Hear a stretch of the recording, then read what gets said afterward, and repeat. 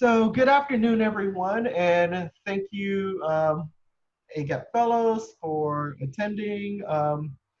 And I see, oh, good questions. Yeah, Maria, what workshops we'll be having throughout the semester? We're still trying to plan, but my next one is about the job materials. So for example, teaching portfolio and teaching statements.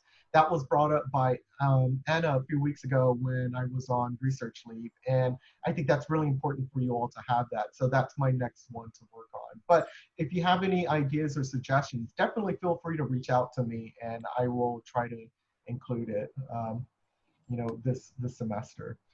And David, hello, good afternoon. So hello, everyone, and thank you for attending. And we have a really interesting workshop or panel discussion today. It's all about the postdoctoral experience, and we have lined up today for, and some of you probably are, maybe familiar with these individuals, 4 panelists to present their experiences with postdoctoral programs. So let me do a little brief introduction of our panelists. The first panelist we'll have today is Dr. David Sherman.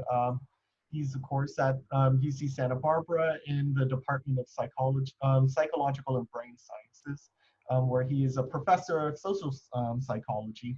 He examines the role of self in responding to threats and stressful events. And David did a postdoctoral fellowship in health psychology at UCLA. Our second panelist will be Dr. Asmara Asafal-Berhi from UC Merced. I hope I got your name correct, Asmara. Yeah. Oh, thank you. A professor of soil biogeochemistry, and also, are you still chair of Earth Sciences? I'm a Falasco chair in Earth Sciences, and okay. That's an endowed chair position. It's not a department chair. Oh, whoa, incredible. Wow. Yeah. And now also interim associate dean for the graduate division, and Asmara did a UC president's postdoc fellow, both at UC Berkeley and at Davis. And our third panelist will be Dr. David Lent from Fresno State. He is an associate professor of biology, and his areas of expertise includes neuroethology and neurobiology and adaptive behaviors and neural plasticity. He had a postdoctoral fellow at the University of Sussex in England. And then lastly, our final panelist will be Dr. Ahmed Awad at Channel Islands, CSU Channel Islands. He is a recent associate professor of chemistry. His research area focuses on the interface between chemistry and biology, and he is interested in the investigation of novel drugs for the treatment of cancer. And Ahmed did a postdoc, well, actually 2 postdoc fellows areas, one in at Iowa State University, and then also here at UC Santa Barbara. So those are our panelists, and what we'll do is we'll first start off with David Sherman. And David, you said you had a few things to share. Yeah, so let me allow you to go ahead and do that.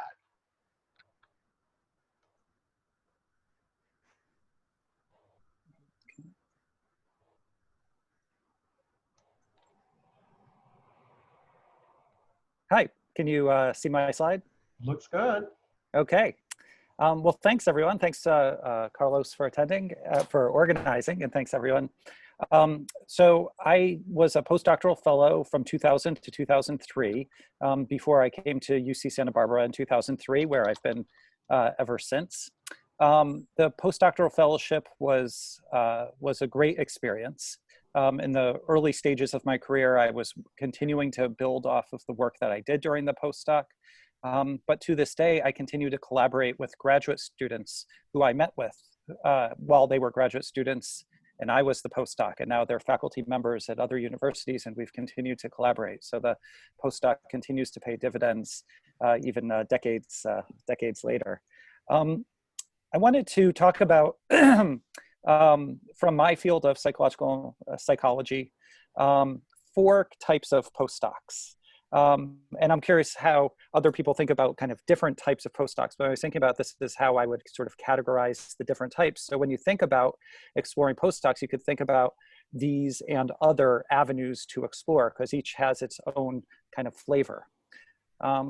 Okay, so the first one is the one that I did, which is a university and internal departmental or interdepartmental training fellowship.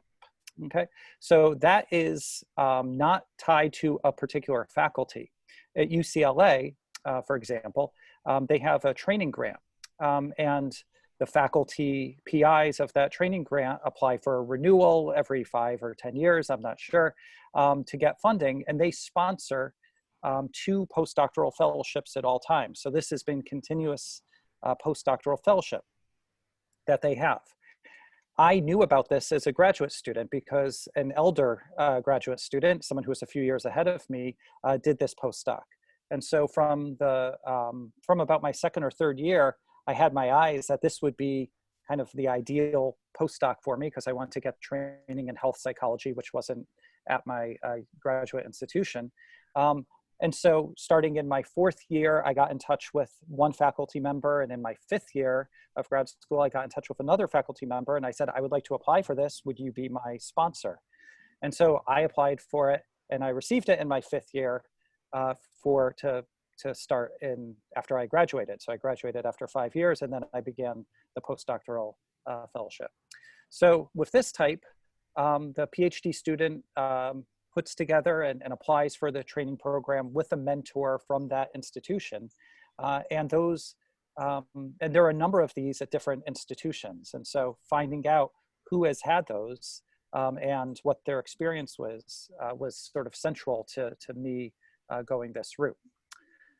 Another variant, which we'll hear, I'm sure, more about later, of this type of internal departmental or interdepartmental, or in some case, inter-university or inter-campus, is, of course, the UC President's Postdoctoral Fellowship Program.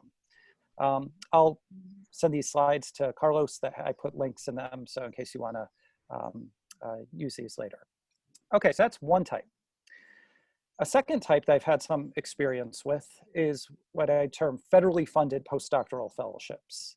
And the primary funders that I've been involved with is NSF and NIH. And so if you look at NSF here, all these different areas of inquiry have different postdoctoral fellowships that you can apply for. I have been on the review panel for the SBE, the Social, Behavioral, and Economic Postdoctoral Research Fellowships. So I had some experience reviewing those. The key with those is that PhD students apply with a mentor at a different institution. And so that is completing a full research grant as to what your training program would be like. The one that I was evaluating was for 2-year fellowships. They had fixed stipends, so there wasn't any variance in terms of the budget. And the key there is identifying who you would like to be your mentor, getting in touch with them at another university, and working on a very detailed training plan. National Institute of Health has those as well. And one example that I've seen people apply for is the Kirchstein NRSA, National Research Service Award. This is an analogous process, but within NIH, if your research has relevance to health. Okay, so with this sort of second bucket, you bring the money, and if you get this, it's terrific. You have probably the most independence because you are the funder. The one thing to keep in mind with these is that they require a great deal of time to apply for, but also there's a lengthy review cycle. So you need to know somewhat early, that you're going to apply, and it will take a while for it to be, evaluated and for you to get a decision. So that's something to consider with this type. The third is, I think maybe probably the most common, I would guess, is individual faculty funded postdocs, where postdocs are hired by faculty members and work on grant-funded projects. You know, these are the ones that many of our colleagues in our labs, you know, have if we have sufficient grant funding. One thing that relates 2 and 3 is that sometimes if you get in touch with an ideal mentor and you work with that mentor on an application, then that mentor will also keep his or her eye open for either faculty-funded postdocs if they can afford it, if off of their grant, or for category 1 if they know of other things that you're eligible to apply for. Okay, the issue with this, of course, is that it's much more tightly controlled what type of research you are doing, and you're working much more closely with an individual mentor. And then the 4th, and this will be the last one I'll talk about, is what I'd call teaching or teaching research hybrid postdocs. These are 2 students who I've written letters for from our department who've had variants of these and have gone on to become assistant professors where they currently are now. Cameron Brick was a visiting assistant professor at Hamilton College. And that wouldn't really be called traditionally a postdoc, but he thought of it that way and I thought of it that way. It's kind of a teaching postdoc. So for 2 years, he taught at Hamilton College. He was able to work with honors students. And the goal of that is to prepare people for the professorate, more along the lines of a teaching position generally. He went on from there to do more of a research-oriented postdoc, I would say of category 1. I think this was at the departmental level at Cambridge, where he did a 3-year research postdoc before his assistant professor position.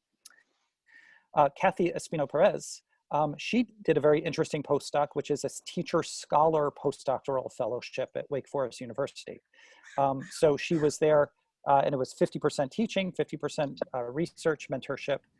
And then from there, she went on to get an assistant professor position where she is now at Western Oregon University. So those are just some variants of postdocs. And I would just say, in general, it's my experience both working with postdocs in the department, having my students get postdocs, as well as being a postdoc, is that they are a lot of the good things about being a graduate student without a lot of the things that are more time consuming about being a graduate student. You have more independence. You have fewer obligations in terms of classes. You have more responsibility. You have less meetings, and you basically just get to work on your own work and preparing your career. I think a second thing I'd say is that each additional year that you could get a postdoctoral fellowship leads to not just kind of additively, but almost multiplicative benefits. So it's tough if you just get a 1-year postdoc. Obviously, it's better than nothing, but then you have to look for a job immediately. And if you could stay a 2nd or a 3rd year, then you start to see more of the dividends. But regardless, the dividends, generally can continue to be paid throughout your career. So thank you. Thank you, David. I didn't really even expect you to like set the whole framework of like explaining all the different types of, postdoc positions, but that was really great, to in structuring, because now all of the other panelists can, like latch onto that and then really dive a little deep into their own experiences with, their postdocs, because the different types you pointed out are the different ones, different ones that each of our panelists have experienced. So thank you so much for doing that for us, for setting that. Sure, my pleasure. Sure. And so our second panelist is Dr. Asmarat Asafal-Berhi. And so you did a UC President's Postdoc Fellowship, which I think a number of our students are actually interested in trying to do. So your experience definitely will prove, insightful for a lot of the individuals. Like, how did you go about trying to do this? How did you apply for it? And who supported you along the way? So I'll let you go ahead and talk about your experience. Yeah. Thanks, Carlos, and hi, everybody. So as Carlos mentioned, I was a President's Postdoctoral Fellow after I finished my PhD. But I just wanted to talk a little bit about generally, so I'm in soil biogeochemistry, so if you will, global change ecology.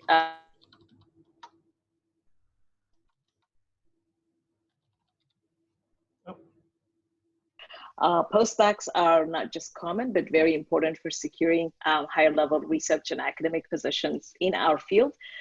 It is really expected. It's this expected next step for graduate students, in particular ones that are interested in research and academic careers. I think they're really important in this case, and there's a good reason why they're common and expected, is because it helps a student move on to the next level of what it means to be a researcher, right? You get to establish your own independence and independent research projects. You get to be, in some ways, depending on how this runs, it could vary a little bit, but you get more opportunities to be a leader of a research project, more than you get to do so as a grad student. So to me, as part of my graduate education and postdoc experience, it was very, very important that I knew how to write grants that will get funded and fellowship applications that will get funded, because I had wanted to go into an academic career path. And for those of you who are interested in that kind of career path, or even full-time research career path, and others, knowing how to write grants and fellowship applications that will get funded is one of the most important things, without exaggeration, that you have to learn. And in many cases, unless you're, I don't know, I was never like that. Most people I know are not like that, but most people don't get born or graduate with a PhD knowing how to write this. You have to do it over and over again, practice, get feedback, to be able to get good at it. And so it takes time to prepare for these things. So if you're all thinking about it, but you've not really done it so far, I say make sure to do it as soon as and as often as you possibly can, manage to do so. So my perspective on, how should one go about applying for a postdoc, I should say, position, or even a postdoc fellowship, is informed. Now I've been a professor for almost 12 years. It's going to be 12 years soon. Postdocs were the first two people I recruited into my group when I started my faculty position, and I've continued to have at least one, if not two, three postdocs at a time in my lab the whole time. Many of those postdocs are moving on to bigger and better postdoc career, bigger and better academic and research careers. And I feel like the ability to be able to lead research programs and figure out funding for postdocs and things like that they develop during their postdoc periods are critical. I could say the same thing about my grad students that I've worked with. And I'm also a faculty advisor for the President's Postdoctoral Fellowship Program. I've been so for 3 years now. And for those of you who are interested in that specific program, I'm happy to give a bit more insights onto, basically who's succeeding, because this is an extremely helpful, great fellowship to have. But at the same time, I think all of you who've looked at the data have seen that it's extremely competitive fellowship. It doesn't mean you shouldn't try, right? It just means you should get as much advice as you can on how to write these specific postdoc fellowship applications, and what exactly are folks in the program looking to fund in the next generation of scholars, right? And so from my own experience, because seeking funding and funding my own research was very, very important to me. I did that as a grad student, and I also decided to do it as a postdoc. And when I decided to apply for the President's Postdoctoral Fellowship, it was one of two funding opportunities that I decided to pursue for my postdoc, which thankfully both worked. But that one, so this was the President's Postdoctoral Fellowship and a USDA grant where the postdoc has to be a sole PI. And remember that there are also those kinds of opportunities here and there that are not typically mentioned, because a lot of times when grants are advertised, they're advertised in a way that only PIs, meaning people with faculty positions, can be the lead PI. Postdocs at best maybe can be co-PI if the institution allows them. But there are every once in a while certain programs that actually have positions and fellowships and requests for proposals announced solely for postdocs. They're slightly less amount of money than what faculty would get, but it's wonderful because you get not just your salary covered, which is typical in fellowships, but you also get research funds. You even get funds to recruit undergrad students to work with you. It's wonderful. So we can talk about both mechanisms, I think, as much as possible. When I decided to pursue the President's Postdoctoral Fellowship Program application, I sought out somebody who was at Berkeley, who still is at Berkeley. A couple of things that were important why I did that. I was a grad student at Berkeley, and I decided to stay at Berkeley partly because of family considerations. I was pregnant at the time I was writing the application with our first child.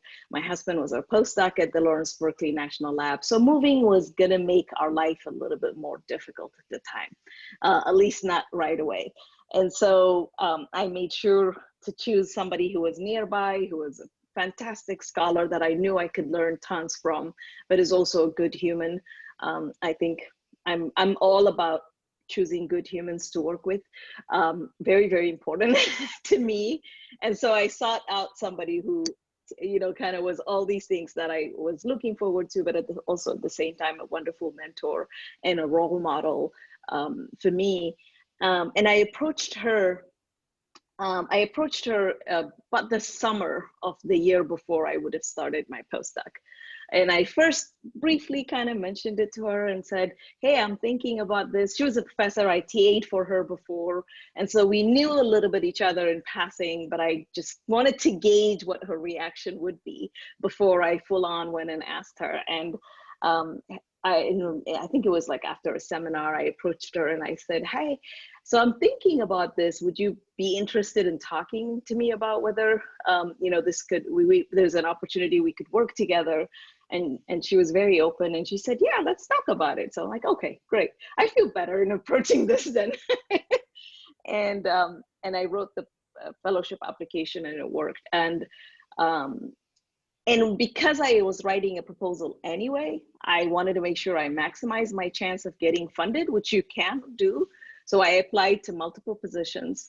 And obviously you can't double dip, but if you do get funded but in multiple programs, that's a good problem to have. It's a problem for another day to deal.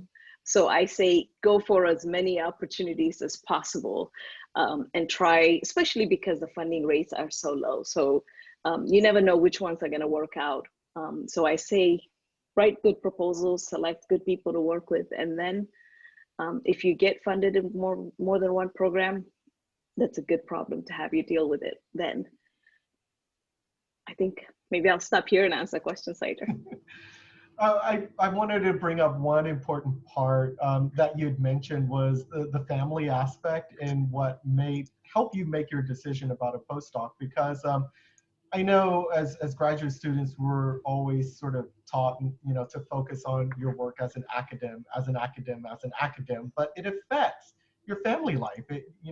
Some of our fellows have partners or are married, they have children, and, these are the things that academics have to think about for every step of their career choice. So you're right. Yep. Thank you, Esmeralda. Yep. All right. Carlos, if I could sure, just, I just also want to mention that we had our son while I was doing my postdoc at UCLA, and it was a great time for our family to do that, and they were very supportive. They threw us a baby shower, and wow. Whenever I go back to UCLA, or go through LA, we really think very fondly for how that was, and also the benefit of having a good insurance plan, at that time, so that everything that was, associated with it was, was covered as part of my postdoctoral fellowship. Oh, that is another excellent point. Like the potential, benefits that come with the postdoc. Like, it could be a matter of being able to take care of your family. That's why you would want to choose one postdoc over another. So, but yeah, that is incredible. Thanks, David, for sharing that. All right, now we have our third panelist, Dr. David Lett from Fresno State. Hello, everyone. Thank you for letting me be part of this and share my experience. I think the previous two speakers, covered a lot of the talking points that I was thinking about addressing, but I think that's a good thing. The four different avenues of kind of postdocs that David laid out and identified, that's pretty much covers it. And I think I had an experience of pretty much applying for all of those. And so I ultimately had a position that was a faculty-funded postdoc, but I applied to several internal funded, the federally funded, and then also one teaching research hybrid postdoc. And I think that the experience was good to kind of, I think, already mentioned, to just apply for everything. But what I really think that people need to try to consider or remember is that when you're applying or trying to find somewhere to work and a person to work with, I hope that you've done the legwork ahead of time. And I mean, this is not a great year to do that. I know society meetings were critical for me. Being able to kind of build that rapport with people that I respected and the research that I really wanted to be part of. And I would meet with them year after year at meetings and try to build that rapport so that when it came time to apply for postdocs, that they knew who I was. And I felt like that was a big advantage. That's ultimately what led to me getting the postdoc that I did at the University of Sussex. And so because it was a faculty-funded position in the UK, they're under the requirement that they need to give preference to citizens first and then EU citizens after that. But because I had built up that rapport for so long and we had worked and talked about so many different projects, they were able to give me the job and show that I was the best candidate for that position. And I think that that's really probably true for any postdoc now that's really competitive. I mean, they're more and more competitive. I see every time I'm at a society meeting, there are PhD students approaching, do I have postdocs available? Do I have postdocs available? More and more, you're gonna find that the pool is gigantic. And so you need to really do that legwork to establish yourself and let those out there know that you are there and you want to be part of their program. So some of the other fellowships that weren't mentioned now, I think everything has been so far focused on what's available in the United States. There's a lot of stuff that's international. And if you have the ability, I know that there's family considerations for some and other things, but I applied to the Humboldt Scholarship to do research in Germany, and that's a 2-year program. The JSPS, which is in Japan, that's a 2-year program. I applied to everything and really tried to see what's out there. So I'm glad this is recorded. So there's the JSPS, the Humboldt, the Marie Curie, and they're very much like our NSF and NIH, but they are focused on bringing in international researchers, and they give you your stipend, and they're often a project of your design, and you work on it throughout your time there. So when it came ultimately to choosing a position as a postdoc, I was in the good position where I had multiple offers. So I had one that was the teaching research fellowship, one other international research fellowship, and then the one that was faculty led. And so really when I was choosing which one to take, it was really which one fit my career objectives and where I was hoping to go. And one of the things that was important at the place I ultimately decided was the fit of the individual I was going to work with. And I think that finding a mentor, as mentioned before, that is human, is very important. And I think that some of you may already know your current advisors may not be overly friendly or make your life a challenge. That was important to me to really find someone that I meshed well with, that could help move my career forward in a way that I was optimistic and positive about. So my initial fellowship was 2 years, or the funding was for 2 years. And then I wrote a grant as a co-PI while I was there. And that was of tremendous benefit to be able to get that experience writing. And it was funded an additional 3 years. So when it comes to kind of building your resume during your postdoctoral period, and what I've noticed being on search committees at an institution like Fresno State, where we're trying to find those people that can do the research and the teaching, those experiences of writing grants and writing fellowships and even getting them were weighed quite heavily on our decision to invite those people to come. So I think you should all just work on those and just apply to as many as you can and just get that practice. And you might not be successful on them, but it's an iterative and growth process that's really important. And the final comment I guess I'll have is the one thing that not mentioned so far that I think is still worth trying, because you never know. If there's a faculty position available now that fits you really well, apply. You never know what will happen. And I got a faculty interview right from my PhD. I did terribly because I had no idea what I was getting into. But they saw what I was capable of, and that helped me. That helped me grow even more. So you have nothing to lose by applying for faculty positions right out of the gate. Yeah, thanks. Thank you, David. That was a really good point, that last one in particular, about even if there is a faculty position available, it's no harm in trying.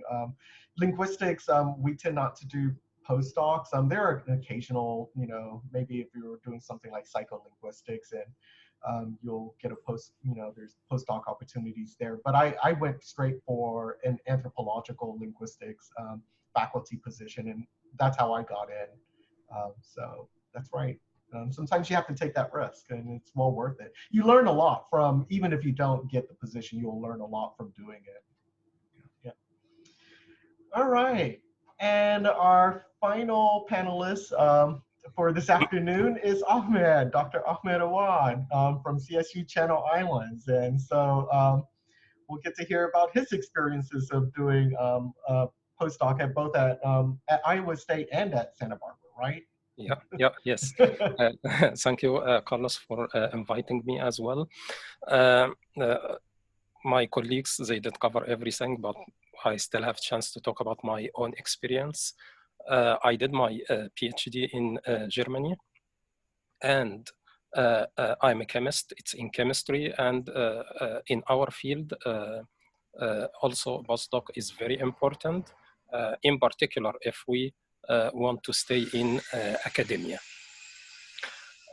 So for me, I start searching for my postdoc while writing my PhD thesis in the last maybe 4 months. So my PhD work took 5 years and maybe 5 more months. So in the last 4 months, I start to search for my for a postdoc position. And my first thing I had on my head while I'm searching is to get to know the people who work on my field and choose one from the leaders in this field to work with. So I knew one was really strong professor, and I read his book in our library in Germany. But this one was in England at Cambridge University. I did contact him. And then one Friday I came back home, and my wife told me, Dr. Gate from England, he called you, offers you the postdoc position. I didn't believe myself. I said, what? That's a big name for me. So, but I was lucky because my German professor and him in England, they were good friends. So he know what experience I do have. That was a huge surprise for me. At the meantime, I was keep contacting professor directly. So my postdoc is a faculty-funded postdoc. I was keep contacting people. I like also one thing was I like traveling, so I didn't mind go Finland or Sweden or United States.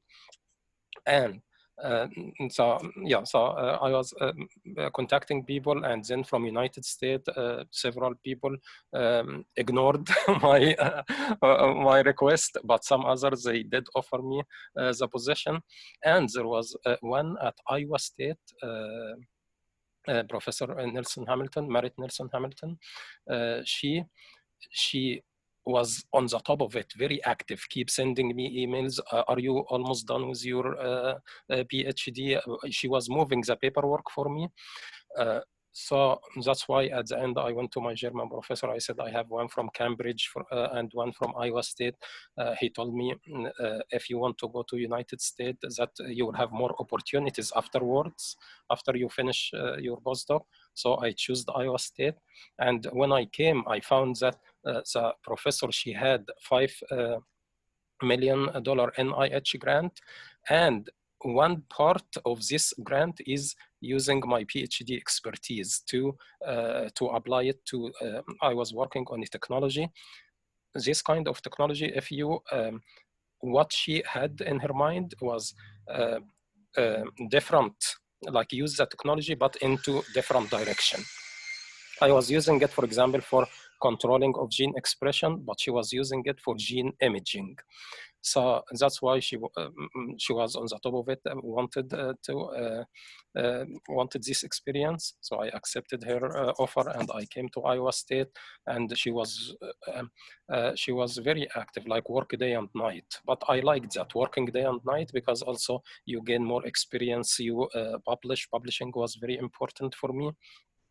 And you do your postdoc as a doctor. So as David said and my colleague said, you just enjoy. You less stress, but you can use your knowledge to produce, to develop, to discover something. So not learning anymore, but more discovery. Yeah, so that was the experience at Iowa State. She gave me one PhD student to teach them the technology. I stayed 1 year, and then she offered me second year, and then third year. But after 2 years, my family, my wife, they said, we want to go like enjoy in United States. Like normally when we come from Germany, you go East Coast or West Coast. So I contacted people, and then I got offer from another leader in the field, Dr. Thomas Bruce at UC Santa Barbara. He just died a couple years ago on age of 90 plus, 93. So I accepted the offer. I was in conference at University of Seattle in Washington, came back to Iowa State. Dr. Nelson Hamilton Merritt told me, stay third year and I have the contract for you. I told her my family want to move I got offer from California, Santa Barbara. They want to move Santa Barbara. So yeah, so I moved to Santa Barbara, enjoyed my second postdoc, very nice place, Goleta, Beach, Santa Barbara. So postdoc is enjoyable time for me.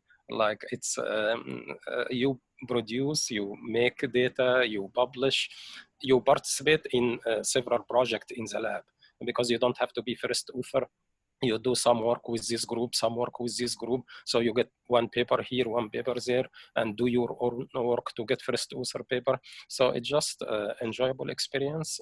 Yeah, so yeah, I think that's all what I have. So it's faculty funded, and definitely it helped.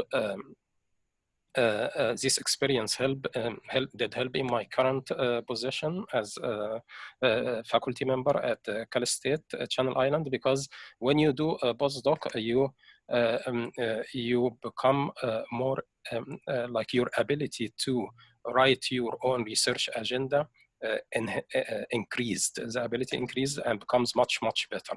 As I think Dr. Asmaret, she said the same, talked about the same point. So yeah, so it helps to with all of this experience to write your own research agenda instead of just doing PhD and become limited on a research project that already your advisor, your PhD advisor, did exhaust and worked on for several years. Yeah. Thank you. Thank you very much. What I'll do is go ahead and open it to all 4 panelists, just in case there were any last-minute thoughts that came to their mind as others were speaking, or if there was something they wanted to add, or no, everyone's going to keep their mic on mute. No, I think everyone covered the important points. You know, there were lots of really, you know, interesting, you know, things in there for, you know, for fellows to, you know, think about it. You know, one of the things for me was, you know, like the flexibility about your own research, you know, the ability to carry on with your own topic or create something new, or do you take that risk and go for a postdoc where you have to do someone else's, you know, sort of research agenda? And these are things to weigh out, you know, as to how that's going to affect you later down the line. And so there, you know, there's not necessarily one right way to do a postdoc, but, you know, they all will lead to different consequences for your career later on. Yeah. I think it should be said that even if you were to be hired on somebody else's grant to work on a project that a PI has already conceived, there's still plenty of opportunities to write grants and small grants and fellowships and things like that to even supplement that work if you're really interested in, I think, maybe getting a piece of that work that is uniquely yours, obviously, if your PI agrees. It's true, because I mean, of course, the primary thing is to carry on their objective, you know, which is why you were brought there. And yeah. It's a fine line to balance. And, you know, some of the other concerns, like the different lengths and, you know, of postdoc opportunities, you know, of course, some are 1 year, and if your intention is to go into the faculty, you know, that basically means once you get that postdoc position, you're out there immediately trying to prepare for, you know, applying for faculty positions. And that's a lot to juggle within the first year of a postdoc. Yeah, and just to comment on that, Carlos, like when I did my first 2 years postdoc, like for me, I felt I was new in United States, like 2 years in United States, and I was kind of still not confident to apply for associate professor position. So I did prefer to stay longer in the postdoc and get more experience about the country, living in the country. That's a really, really good point. Absolutely. Because David Lent also brought up the idea of doing postdocs in other countries. And that's the same thing that we would have to do too, is getting, you know, acculturated, understanding, you know, the area that we're living in, and then seeing how you fit in the society. And so that takes time. That really does. Yeah. So I will also, I just had just a couple other thoughts. Sure.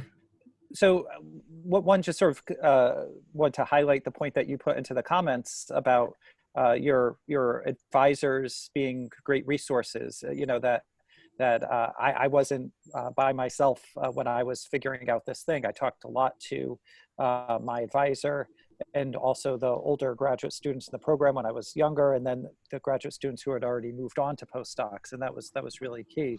So talk to your advisors and also talk to other faculty in the department as well.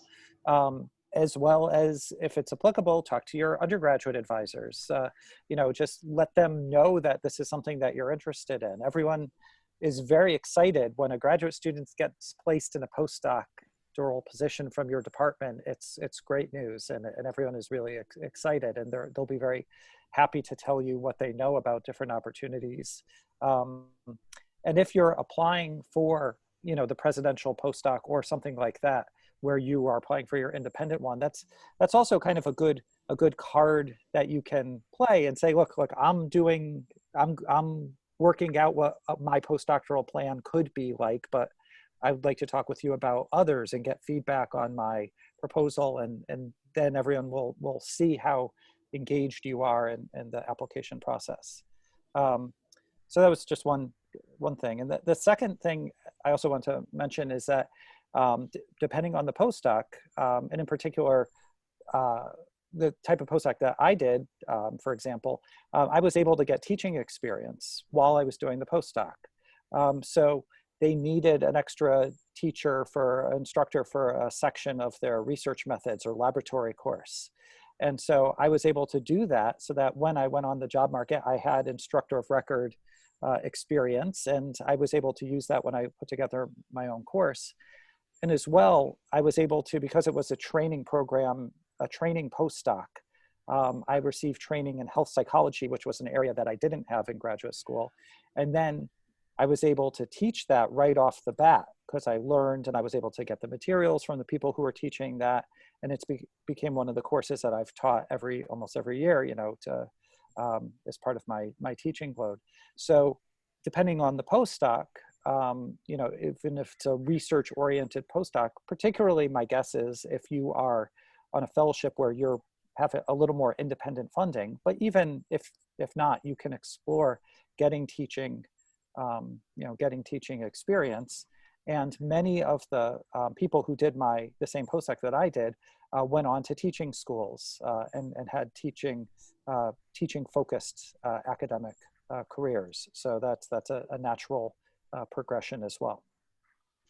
That was really great that you brought up the teaching, you know, part, because some postdocs, if they're going to give you that opportunity for, you know, to teach, sometimes also come with other like teacher training, you know, programs or opportunities, but also maybe even a teaching like mentorship, you know, sort of situation where, you know, there's a faculty member, an advanced faculty member in the department, a senior faculty member who will help you construct the class and, you know, learn how to do class management, you know, there too. So there are all these other learning opportunities that can come in with postdoc situations. Okay, so I will go ahead and trying to keep this to, you know, 65, 70 minutes or so, open up the floor to questions from the fellows and any of the others that are out there in the audience. That looks like a few of the PIs are here too. So if you would like to ask a question, please feel free to, you can either put it in the chat window, but it's just easier if you unmute your microphone and ask the question directly to our panelists. Oh, and we have Alex. Hi, thank you so much for being a part of this panel. It's really nice to see all of your faces. One of the questions I had when you're talking about applying for as many postdocs as possible is how honest you should be about what other postdocs you're applying for and kind of like the ranking of what position you would accept versus another kind. One of my lab mates just finished a postdoc at Harvard, and that was her moonshot. And she had told 2 other places that she applied for postdocs that they were her top choices. And once Harvard accepted, she's like, I have to accept this one. And that kind of burned bridges with the other 2 faculty members. So I'm kind of wondering like how open you should be with the faculty or places you're applying for. Oops. Yeah, Sorry, I was going to say, Because I mentioned apply for more than one, I'm happy to take the first stab at this. My point was to use, say, for example, if you have a fellowship application that you've written, and it was going to be submitted to the President's Postdoctoral Fellowship, see if there's another funding opportunity you could apply it to work with the same people. But it doesn't necessarily mean that you close the door on every other opportunity when you do that, right? My suggestion, if this was my mentee, somebody I was working with, would be to be as open as possible with the people, especially the people who are seriously considering you, right? You would know, I assume, if somebody is interviewing you and looking at your, asking for references, you've made it past a couple of different levels of evaluation, right? So in that case, I would be careful to be honest with all of them about what's going on. They all should understand that they don't have a guarantee until you have a job offer in black and white in front of you. And so until then, you are going to be considering offers. This should not be a controversial, opinion. But I would just be open of the fact that if you're considering other positions or if you have fellowships outstanding, pending, just be honest. Thank you. I would agree with that. And during the process of finding jobs and having rejected offers, I just explained what I was looking for and what I was, the different things I was applying for. And I think usually bad blood comes when you say yes and then go back on that. And that happens a lot.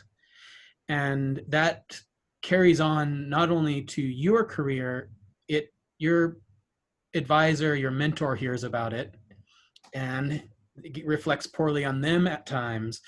So I think it's important to be open and honest and realize that the repercussions could be quite large. And the same goes for faculty positions. If you're in the position at some point in life where you're offered two or something and you accept one first and then decide the other one comes and you turn that other one down, that also carries some ramifications. So I think it's always important to be open and honest. And I know that if the people, whether it be an institution for a faculty job or an advisor for a postdoc, if they really want you and you tell them, give me 5 to 10 days to make a decision, they're happy to do that. Thank you. Do we have another question from our fellows? I have a question, if I could speak. Sorry. Sure, David. And then I see Anna also. Okay, so this is referring to Dr. Len's advice and all the other panelists. So I recently graduated and I got a lecture position, and then they are flying a tenured teaching faculty position at UC Merced. That I've been, my advisor encouraged me, and then my mentor encouraged me, and it's just I'm at to that point where, like, should we just apply? Because at Stanislaus, where I'm also teaching one course, they said they were going to fly a full-time lecture position, and they kind of gave me the heads up that I should apply as soon as they know in spring, and that would be also working with like the director of the nursing school or something. She needs an assistant, so it would be something like teaching and being the assistant. And so my question was, should you just apply to the one you think is best or apply to both? And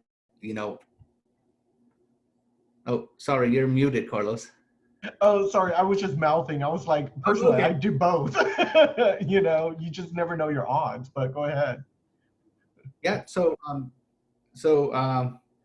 that would be my question. What would lead, what would be what do you guys look at when looking for a successful candidate or a promising candidate in terms of a tenured teaching position, if it's just teaching,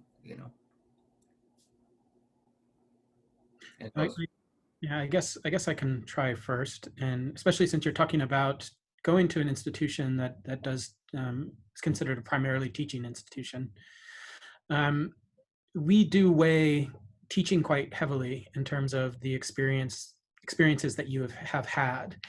And we tend not to invite candidates that have no teaching experience. If you have been just a TA, that's probably enough if you're really strong in other areas, especially if you take development classes or you've taken training courses to show that you are dedicated to that. And I think part of what you were also saying, which I'm not understanding correctly, like you have two different jobs that you want to apply for, and you are afraid of maybe turning one down if you've accepted it. I think the one time that it tends to be okay to turn someone down is like if you apply for a postdoc and a faculty position and you get a faculty position after you accept that postdoc. I don't think anyone would care. I mean, that's totally understandable that you're going to take the higher, more stable thing. And it's the same thing with you're applying for a lectureship at maybe the CSU system, which is just a year-to-year contract, or you get a 4-year postdoc or a faculty position. I think it's understood or okay to turn those down. I think that's an exception that is understood. At least that's how I view it, and how many people I know would view that. Okay, thank you. Yeah, no, it's I also signed up for some training in terms of I guess improving online teaching. I don't know if you've heard of it, like Quality Matters, and the courses that they have, that eventually when you take all those courses, you get like a digital credential and stuff. So that was my, I guess, my question was applying to both, and then if I were to get like the invitation for the 10-year teaching position at the UC, which, you know, I would apply to both, but I don't know, I wouldn't want to just say no to that offered lecture position. But, you know, I'm, like you said, it's understandable. And that's kind of what I wanted to see, if that was understandable amongst faculty already in the institution. Thank you very much for your response. Okay, I think the next question is Anna. Hi, thanks all of you. I feel like I'm in the middle of working on several of my applications right now, so this was like a nice sort of check-in with like other people who are sharing for me. I guess I have a comment towards Alex's sort of question that I'm not sure I handled properly, so I would like to hear everybody's responses to that, and then I have another question that's sort of related to something that Dr. Lent was talking about. I am applying for the NSF postdoc in biology, and also the CU president's postdoc at CU Boulder. And I had my mentor, who seems like a really nice person at CU Boulder, reach out and ask if after I had already decided to apply for the NSF with another mentor, reach out and sort of mention that was an opportunity, that if I wanted to sort of like double up those applications with him, that he would help me write those. And I was honest, I approached it that way, but it was an uncomfortable place to be, because I'm reaching out to the person at CSU in Fort Collins because my partner is much more likely to get a position in Fort Collins. And so I'm making that decision sort of like for family reasons. And I mentioned that to the CU guy, but anyway, I'm not really sure if I hope that like being honest in that situation was the right way to go, but it felt weird and sort of, I don't know, didn't know if I was being disingenuous by sort of like dividing those two things and having to have that conversation with them. So that was a little uncomfortable. But the question I actually have is, I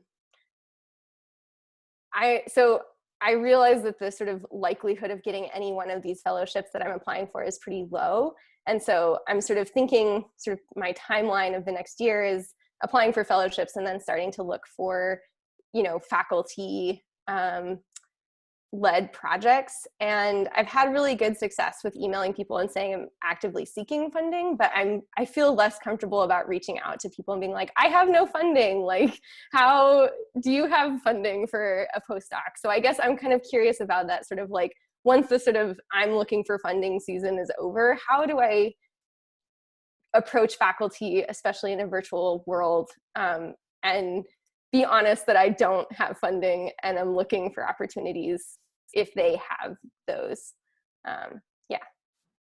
So yeah, I can talk about that because yeah. So you are biology student. Yeah, it's the same as chemistry. Like I'm chemist, so we have the same route that we can go. So in natural science, there are a lot of money for research, right? We have NSF and we have in biology, in particular NIH, and NIH they fund a lot of projects and $1 million, like the ones that I worked on at Iowa State, $5 million project, NIH. So don't feel you shy, or don't feel that you approach the faculty member and say, I don't have fund. You don't talk about the fund. What you mentioned, and that's how I wrote on my email.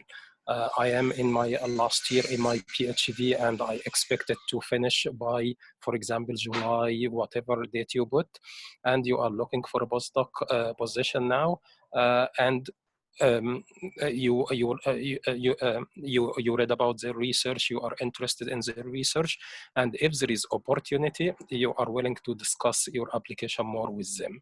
So that's like a paragraph. That's what you send everywhere to every faculty, and you will get some faculty, some responses that will tell you they will start to initiate more discussion with you. But in this paragraph, you just mention when you expect to finish your PhD, what kind of work are you doing? Like what area are you in biology? Are you in molecular biology? Are you in genetics? So what, like summarize, and not long email. No one, like people are not don't have much time to keep reading the long email. So just what kind of research are you doing? Like are you working on animals, on human, and cancer, or antimicrobial agents or antiviral agents? So what kind of research? And just leave it open for them. They will come back to you and initiate the discussion, or you will just get a respond says, unfortunately, I don't have opening, or no space or whatever.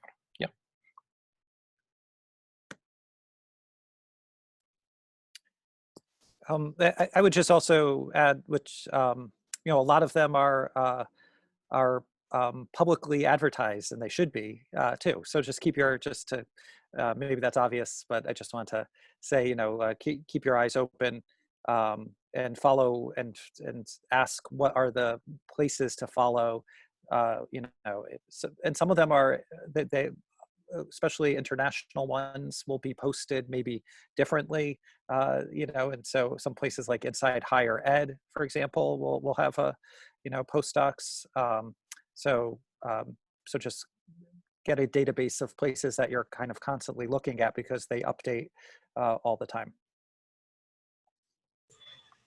I was just going to add that at some point, cold calling people asking if they have postdoc positions, I think is bound to be a frustrating exercise.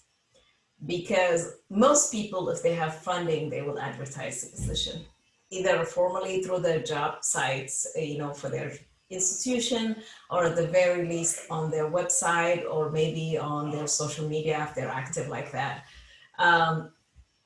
I feel like maybe 95% of the requests that I get, emails that I receive, called, just and saying, hey, do you have a postdoc? I would love to work with you. I try to be polite and I'll respond to as much as possible, just saying no. But I also think that, I don't know that it's worth it, right?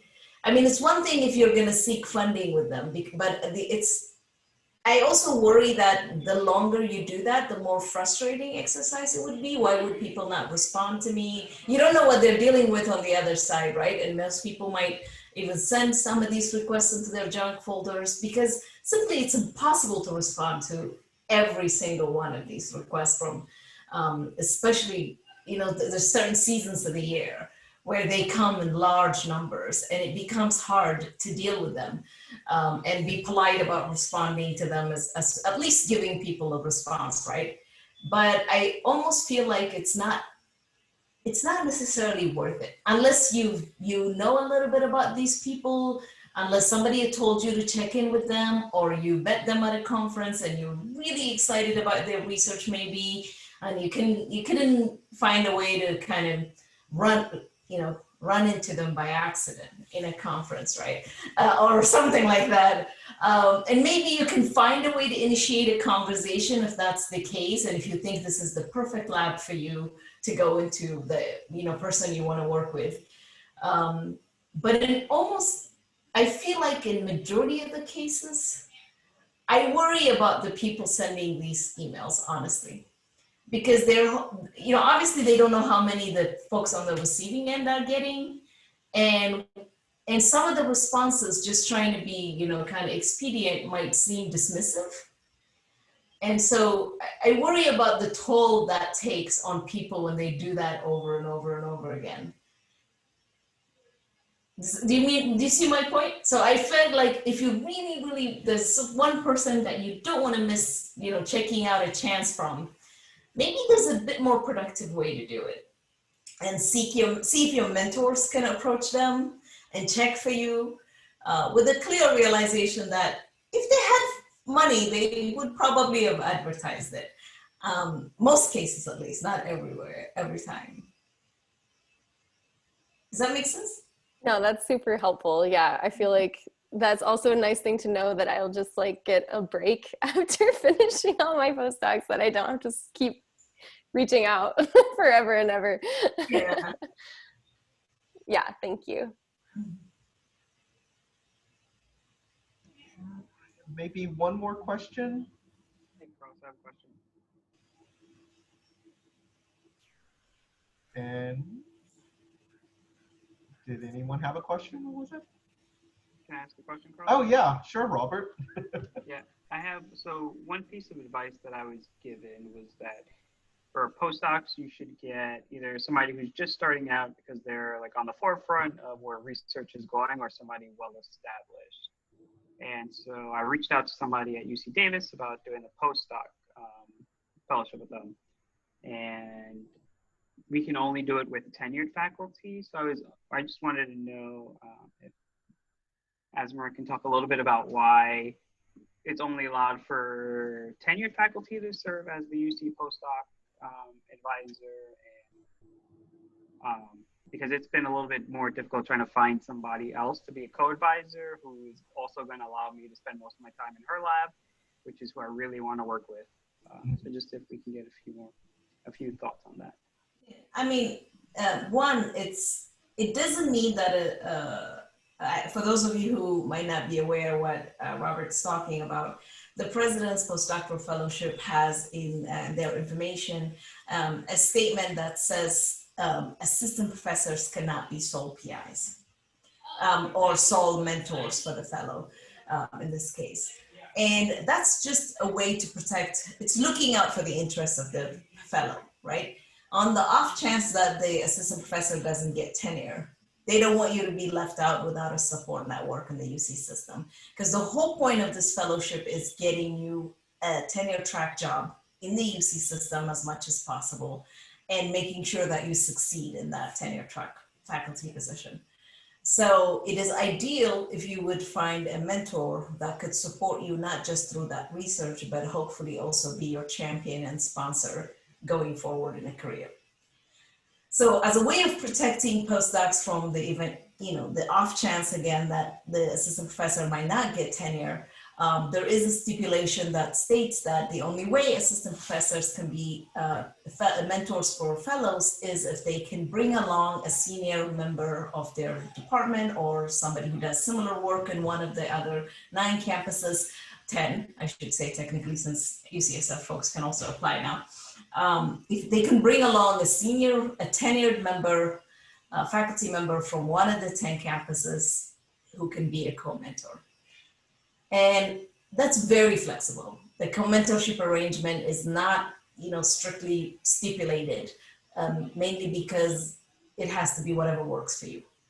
The key is to make sure that we're supporting you through your success. So if if there's the person you want to work with is in Davis, the assistant professor, if there's somebody else in the other 9 campuses who have similar programs, who's willing to be a collaborator in that project, and with a full recognition that if something was to go off on the tenure of the first person in UC Davis, they will take the role of mentor, right? They don't necessarily have to be a hugely present co-mentor or collaborator if that eventuality doesn't necessarily happen, right? But if it does, that's the responsibility they're signing up for. And so in many cases, I feel like it's not that hard to find somebody that is willing to do that, right? Especially if they know you, or if they know the assistant professor mentor.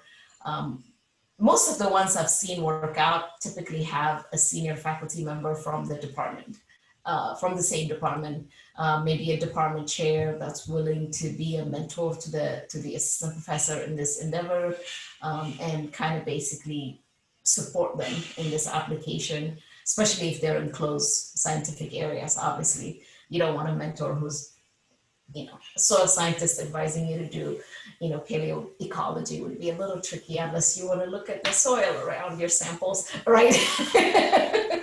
You get the idea.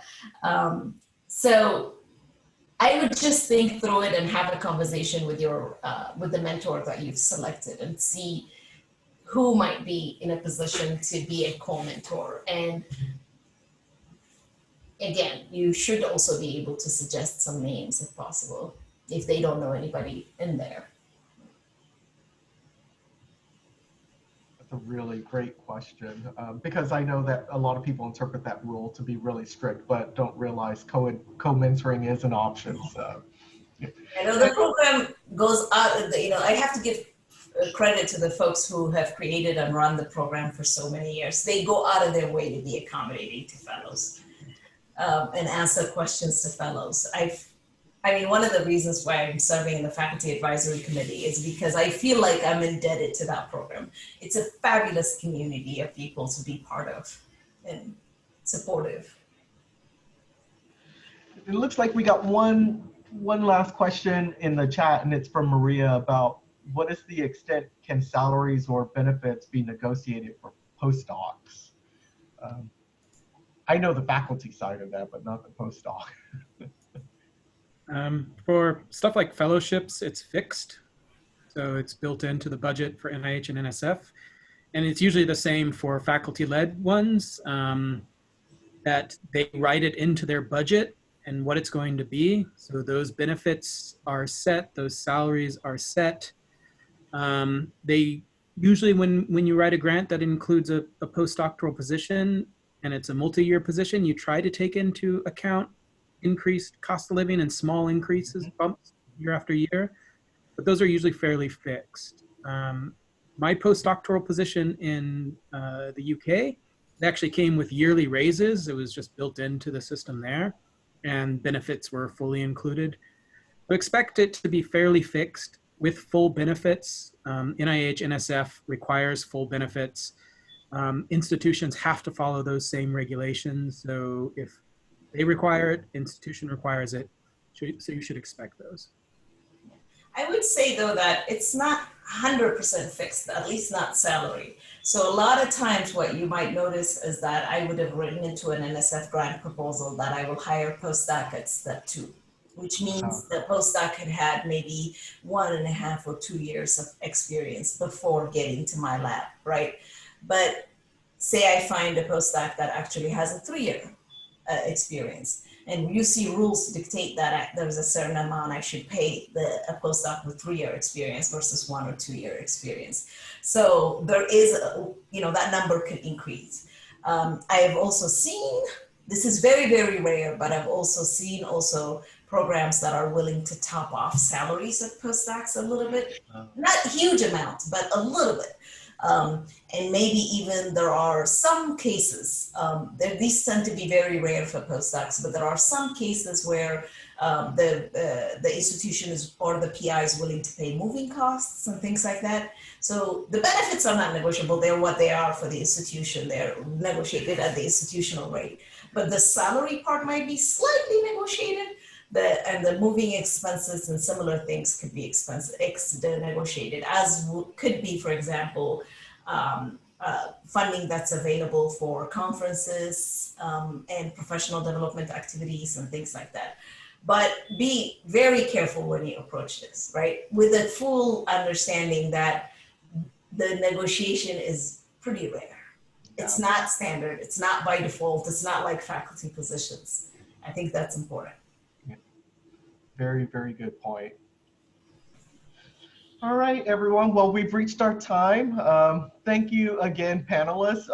Thank you so much for sharing your experience and your knowledge. We're truly grateful for it. I will make this recording available to the two fellows who couldn't make it today. But if you also would like a copy, I'd be glad to give you a copy also. And thank you, fellows, for being here. And you will be hearing from me soon as I come up with more workshops and continue to check in on you. I hope a lot of you are doing well. I know Merced has started up again.